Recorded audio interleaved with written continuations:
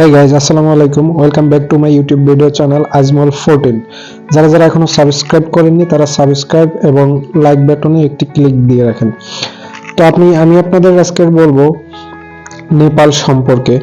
তো নেপাল সম্পর্কে আপনাদের আমি ডিটেলসে যা যা বলবো সেগুলো আমি পর্যায়ক্রমে স্ক্রিনে দিতেছি।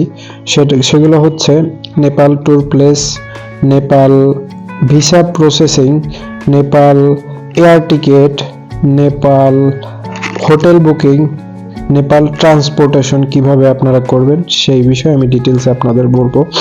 ফার্স্টে আমি ঢাকা থেকে আমি আমার ফ্রেন্ডের মাধ্যমে, আমি যেহেতু কখনো নেপালে যাইনি সেক্ষেত্রে আমি এক ফ্রেন্ডের সহযোগিতা নিয়েছিলাম। যেহেতু অন অ্যারাইভেল ভিসা দেয় বাংলাদেশকে, সেক্ষেত্রে কোনো ঝামেলা নেই।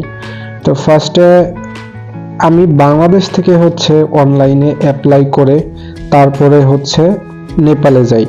তো আমি যদি বাংলাদেশ থেকে অ্যাপ্লাই না করতাম তাহলে আমাকে হচ্ছে নেপালে বসে যখন আমি এয়ার থেকে নামতাম তখন এয়ারপোর্টে হচ্ছে একটা বুথের মতো আছে, এটিএম বুথের মতো, ওইখানে আমার পাসপোর্ট স্ক্যান করিয়ে তারপর ওইখানে আমার ভিসাটা প্রসেসিং করাতে হয়।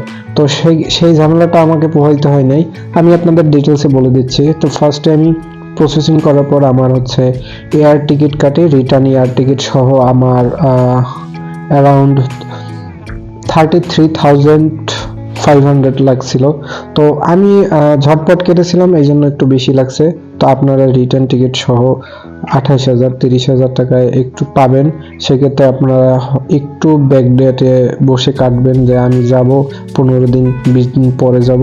সেক্ষেত্রে আবার অনেক সময় এমন হয় এয়ার টিকিট আপনারা সোমবার, মঙ্গলবার, বুধবার দিন যদি কাটেন তো সেক্ষেত্রে অনেক সময় কম পেতে পারেন।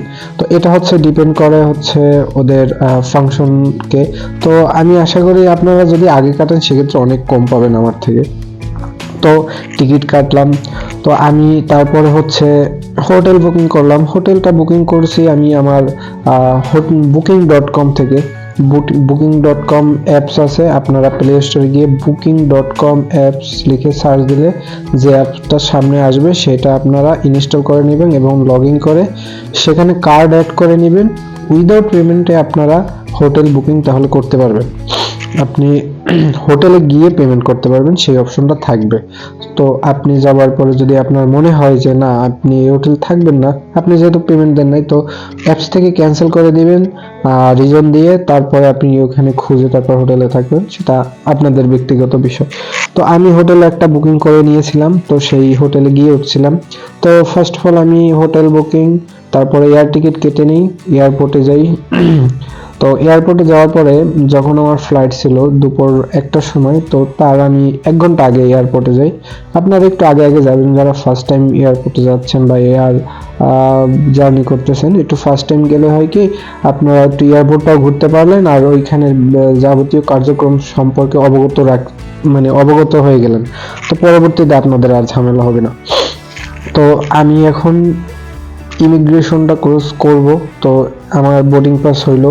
ইমিগ্রেশন তখন আমি ক্রস করব, তো ইমিগ্রেশন পুলিশকে আমার পাসপোর্ট দিলাম। তারা আমাকে বলল আপনি নেপাল কেন যাবেন। যেহেতু আমার আগে ট্রাভেল ছিল ইন্ডিয়া অনেকবার, সেহেতু তেমন একটা প্রশ্ন করেনি, শুধু একটাই প্রশ্ন করছে আপনি কেন যাবেন। তো আমি বলেছি আমি ঘুরতে যাব। তো আপনি কি করেন এই প্রশ্নটাও লাস্টে করেছে, আমি ভাবছিলাম করবে না। তারপর আমি আমার যথাযথ অ্যান্সারটা দিলাম, আমি এই কাজ করি, আমার এই লাইসেন্স আছে। আশার বিষয় বলার পরে তারা আমাকে ডিপ্রেসার দিয়ে ছেড়ে দিল। তো একটা পর্যায়ে আমি এয়ারে উঠে বসলাম। এয়ারপোর্টে বসার পরে বেশি টাইম লাগেনি, 1.5 ঘন্টা সামথিং টাইমে আমি নেপাল কাঠমান্ডু ত্রিভুবন এয়ারপোর্টে যেয়ে পৌঁছাই। তো পৌঁছানোর পরে আমি ওখানে নেমে, তো আমার সাথে একজন বাঙালি ভাইয়ের পরিচয় ছিল। তো তার সহায়তায় আমি যেহেতু নেপাল ফার্স্ট টাইম গিয়েছি, দেখলাম যে আসলে বাইরে অনেক ধরনের অনেক ট্যাক্সি দাঁড়ানো থাকে, অনেক ধরনের অনেক উবরের বাইক দাঁড়ানো থাকে। তো আপনারা কি করবেন, এই বাইকগুলো হচ্ছে মূলত কন্টাক্ট ভাবে, ওরা হিন্দি ভাষা বোঝে। আপনি যদি হিন্দি ভাষা বলতে পারেন তো হিন্দি ভাষায় কথা বলে আপনি ওদেরকে বলবেন যে আমি কাঠমান্ডু মেইন সিটি টাউনে যাব। তো আপনার যে হোটেল বুকিংটা ছিল ওইখানে অ্যাড্রেস দেওয়া থাকবে, ওই বুকিং অনুযায়ী আপনি যাবেন। আপনি হোটেল বুকিং করবেন কাঠমান্ডু মেইন সিটি শহরে, থামেল সিটিতে। তো আমি পর্যায়ক্রমে ওইখানে গেলাম। আপনার একটা বাইকের সাথে কথা বললাম যে আপনি কত রুপিতে যাবেন। তো আমি দেখলাম যে আমি উবার বা এইসব যদি আমি অ্যাপস থেকে বা কারে যেতাম অনেক টাকা খরচ হতো, সেক্ষেত্রে আমার অনেক টাকা বেশি দিয়েছে। আমি বাইক নিয়ে সরাসরি ওইখানে গিয়েছি। তারা যথেষ্ট পরিমাণ ভালো, আপনি মার্কেটিং করে যেতে পারবেন, কোনো সমস্যা নেই। তো যাওয়ার পরে এখানে আমি হোটেল ইন করলাম। ইন করার পরে হচ্ছে প্রসেসিং শেষ করে কাউন্টারে ইন করার পরে আমার বুকিং দেখায়। আমি ইন করার পরে আমি হোটেল থেকে বাইরে বের হলাম। বাইরে বের হওয়ার পরে আমি একটু ঘোরাঘুরি করলাম, খাওয়া দাওয়া করলাম। তো এখানে একটা বলে রাখি, আপনার থামেল শহরে বাংলা খাবারের অপশন আছে, আপনারা পাবেন। ওখানে আপনারা গরুর মাংস পাবেন না, ওখানে আপনারা মহিষের মাংসগুলো পাবেন।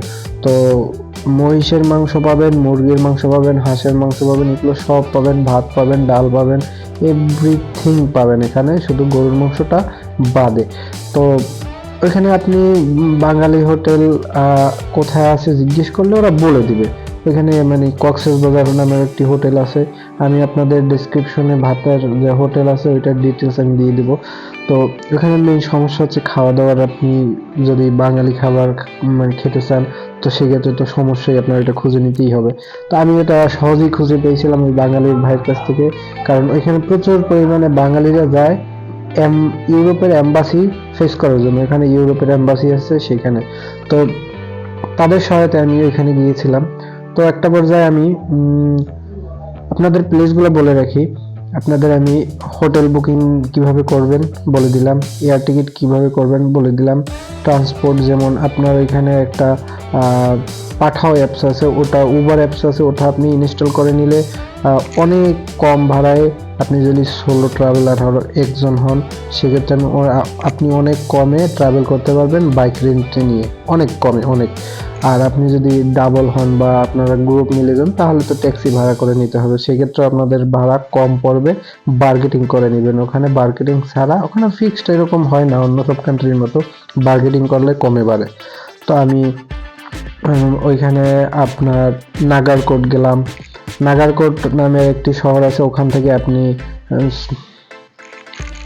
এভারেস্ট দেখতে পাবেন। নাগারকোট শহর থেকে আপনি যদি ওয়েদার ক্লিয়ার থাকে তাহলে আপনি এভারেস্টটা দেখতে পাবেন। যদি ওয়েদারটা ক্লিয়ার না থাকে তখন আপনি এভারেস্টটা দেখতে পারবেন না। তাও আমি নাগারকোট যেয়ে নামার পরে হচ্ছে বাইক থেকে নামার পরে প্রায় 7 কিলোমিটার হেঁটে যাওয়ার পরে একটা টাওয়ার আছে, ওই টাওয়ারের উপরে উঠলাম।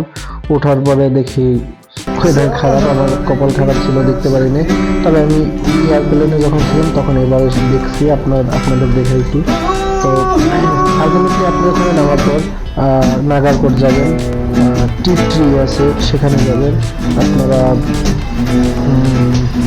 থামেল শহরের সাইট সিনগুলো আপনারা খুব সুন্দরভাবে করবেন। তো সেক্ষেত্রে আপনাদের অ্যারাউন্ড বেশি একটা খরচ হবে না। আপনাদের 20 থেকে 25,000 টাকা নিলে হল আপনি নেপালটা ঘুরে আসতে পারবেন। এটুকু আপনাদের আমি নিশ্চয়তা দিলাম। তো সবাই ভালো থাকবেন, সুস্থ থাকবেন, দোয়া করবেন। আর কোনো কিছু জানার থাকলে অবশ্যই কমেন্ট বক্সে জানাবেন। আসসালামু আলাইকুম।